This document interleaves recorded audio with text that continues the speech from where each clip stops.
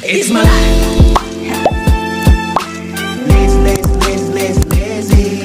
It's my life. Yes, yo mga kagarden. May ara naman kita nga good news nga dala sa inyo mga kagarden. Yes, it's truly madly deeply. Ari na kita karon sa aton matuod-tuod nga eskwelahan. Yes, tuod-tuod na kay we are fully accredited na sang TESDA.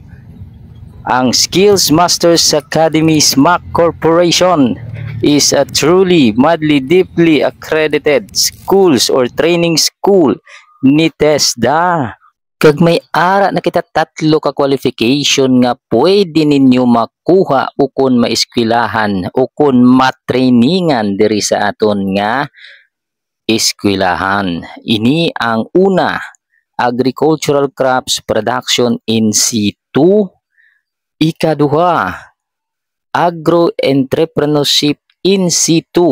Kag ang ikatatlo, animal production, poultry chicken in situ.